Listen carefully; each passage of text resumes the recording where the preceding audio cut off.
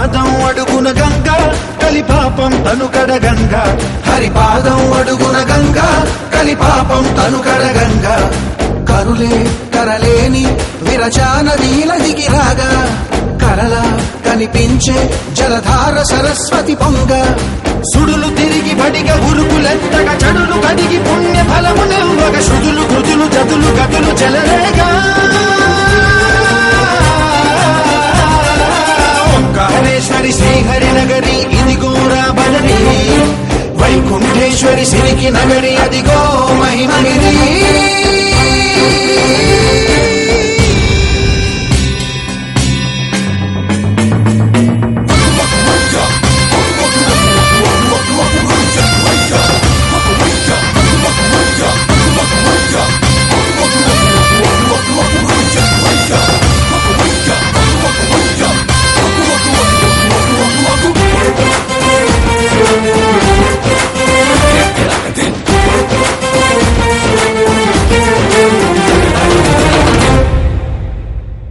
కర్మలకే బ్రహ్మ కపాలం జన్మలకే పాప వినాశం కర్మలకే బ్రహ్మ కపాలం జన్మలకే పాప వినాశం వ్యాసం ఇతిహాసం ఆ వ్యాసుడు ప్రవచించంగా ఖండం గణపతిదై కురు చరితము విరచించంగా యజుస్సామరు అథర్వ శాఖలుగా ఓంకారేశ్వరి శ్రీహరి నగరి ఇదిగోరా బదరి వైకుంఠేశ్వరి సిరికి నగరి అదిగో మహిమగిరి ఈ కొండపై వాగండగా ఆ విష్ణు పాదమే వెలసింది వేదాలనే విభజించిన శ్రీ వ్యాసపీఠమై విరిసింది అరగనంద జల సంగీతం శ్రీహరి నామం ఉష్ణకుండ జలధారలలో హరిభక్తుల స్నానం జ్ఞానం మోక్షం వసగే వైకుంఠం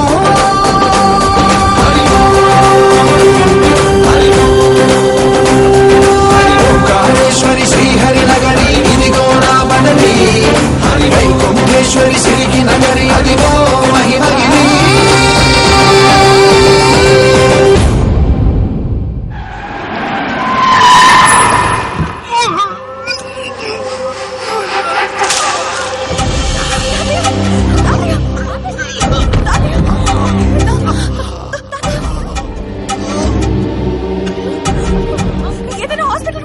ఇది అడవి చెట్లుంటాయి సిగ్నల్స్ ఉండవు బతిమాల బద్రీనాథ్ ఎందుకు పెద్ద నాన్నగారు బళ్ళాల్లోనే ఉందామని ఎన్రో ఇక్కడి నుంచి బాడీని తీసుకెళ్ళడం కూడా కష్టమేనే ఎన్రో మీరు ఎన్రో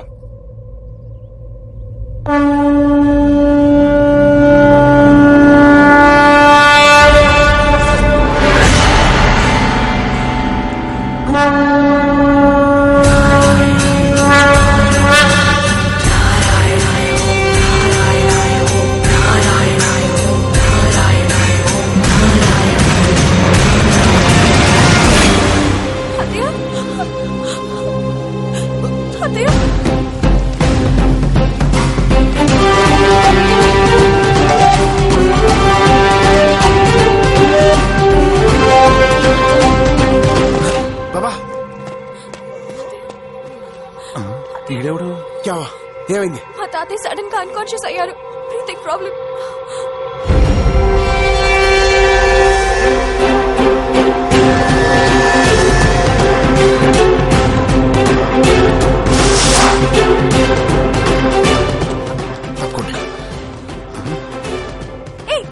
ఏడ్రా నువ్వు?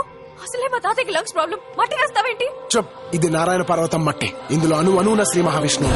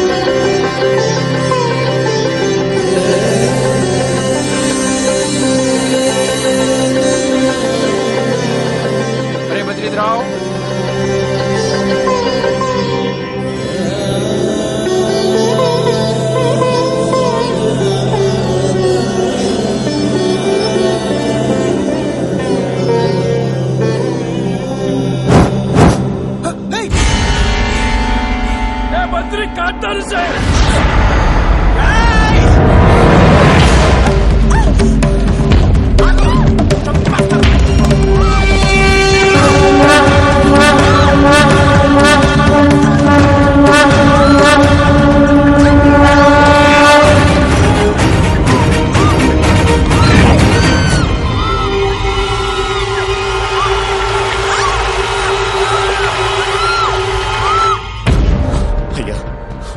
నా మనవరాలికి దేవుడంటే అస్సలు ఇష్టం లేదు. దాన్ని చంపేదని తనకి చెప్పండి ప్లీజ్.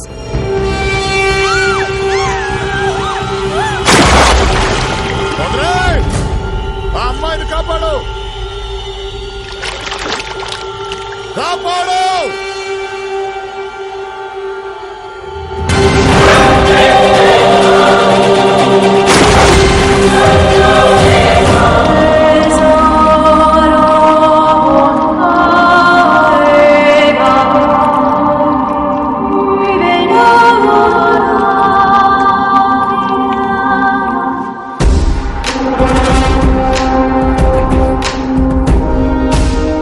వాద్దనుకున్నాను భలే తమాషాగా వచ్చి అమ్మ అలకనంద, బద్రీ, గురుజీ భగవంతుడంటే ఇష్టం లేని ఈ అమ్మాయి బద్రీనాథ్ క్షేత్రంలోనే ఉండకూడదు. పంపించేయి.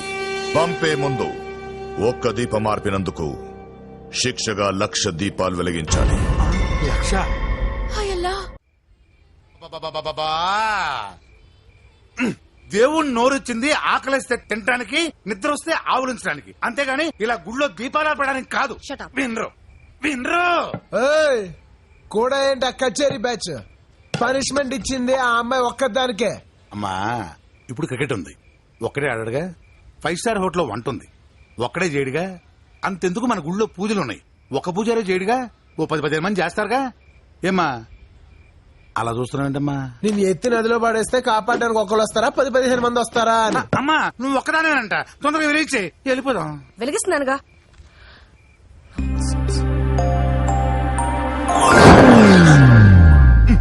ఆరిపోయింది.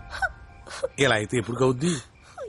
ఏమయ్యా, ఒక దీపం ఆర్పినందుకు ఇంకోటి వెలిగించమనొచ్చు, 10 వెలిగించమనొచ్చు, పోనీ 100 వెలిగించమనొచ్చు. నోటికి వచ్చిన 1,00,000 కోట్లు వెలిగించమంటే ఎలా వెలిగిస్తారా? చూప్. ఓకే చూడు, భక్తితో వెలిగిస్తే వెలుగుతాయి, ఇలా మొహమాటానికి వెలిగిస్తే అలాగే ఆరిపోతాయి. భక్తితో ఎలా వెలిగిస్తారు? అగ్గిపుల్లతో వెలిగిస్తారు. ఎలాగో ఓం నమో నారాయణాయ అనే అష్టాక్షరి మంత్రం మనసులో తలుచుకుని వెలిగించు, అప్పుడు వెలుగుతాయి. ఏంటి వెలిగించడమే ఓ పనిష్మెంట్? దాని తోడు 1,00,000 సార్లు మంత్రం చదవాలా? అది ఈఎంఐ. ఈ అమ్మాయే. ఇంకేదవదు. నేను వెలిగిస్తాను, చూడు.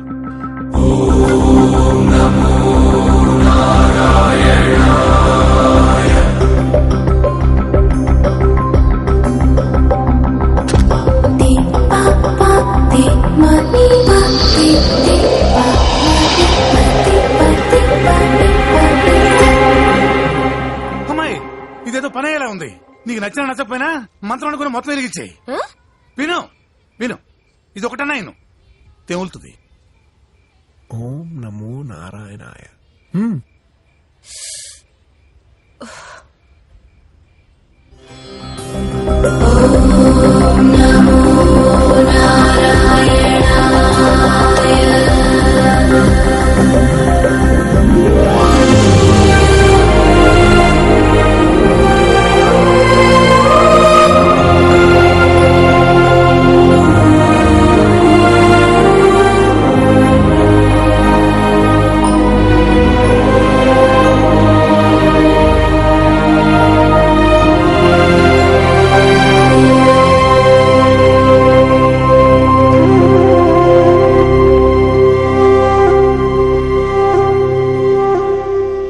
తనని లేపొద్దు బాబు. ఈ ఒక్క పూటైనా ఈ దేవుడి సన్నిధిలోనే ఉండని. ఎందుకు సార్ ఈ అమ్మాయికి దేవుడు అంటే అంత కోపం? చిన్నప్పుడు దేవుని గుడిలో హోమంలో కర్పూరం వేస్తున్న వాళ్ళమ్మ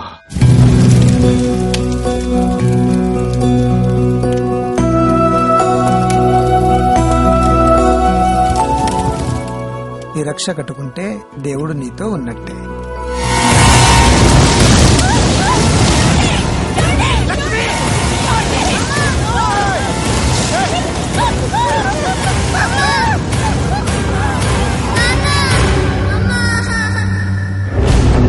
దేవుడి సన్నిధిలో తన కళ్ళ ముందే అమ్మా నాన్నలు చనిపోవడం చూసిన అలకనందకి దేవుడంటే ఇష్టం పోయింది.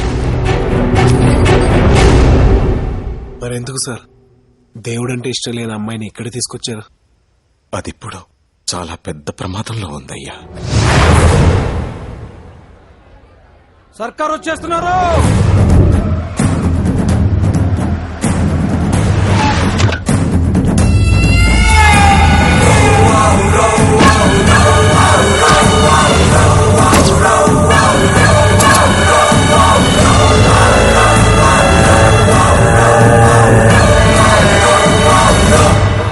అమ్మా, ఇప్పటి వరకు నాన్న చంపిన వాళ్ళు, నాన్న కోసం చనిపోయిన వాళ్ళు, వీడితో కలిపి 98 మంది.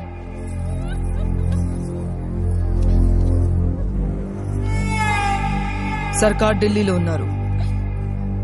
ఈ కార్యమైన తర్వాత వచ్చి కనుపడు. ఇప్పటికే లేట్ అయింది, తీసుకెళ్ళండి. అమ్మ ఒక్క నిమిషం.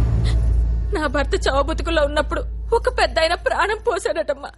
ఆయన వచ్చి తులసి నీళ్లు పోస్తే గాని తను దహనం చేయొద్దని తన డైరీలో రాసుకున్నాడమ్మా. ఆయనకి ఫోన్ చేశానమ్మా, వచ్చేస్తూ ఉంటారు. ఎవరా పెద్ద ఆయన? జీడి నాయుడు గారమ్మా.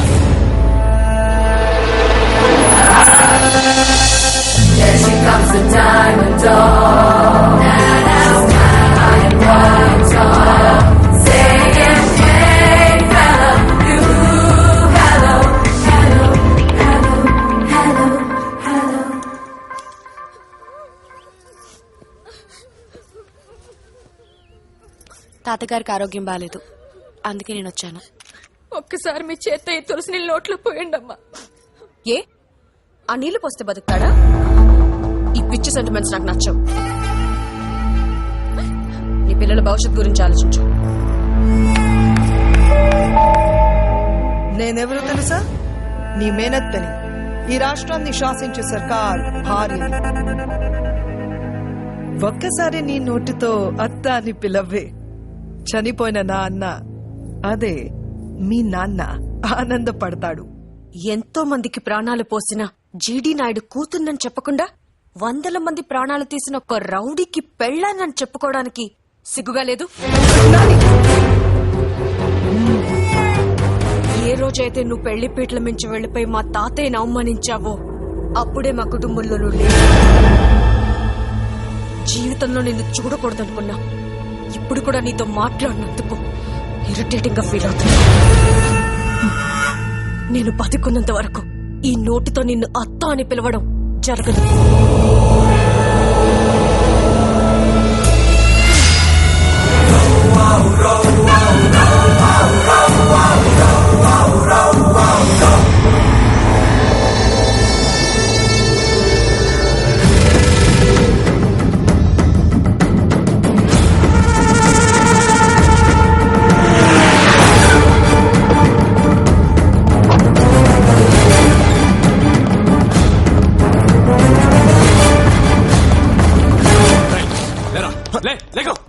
ఎవరు మీరు? ఏంటిది? సోడా, నేనెవరో తెలుసా? ఎవరో తెలుసా?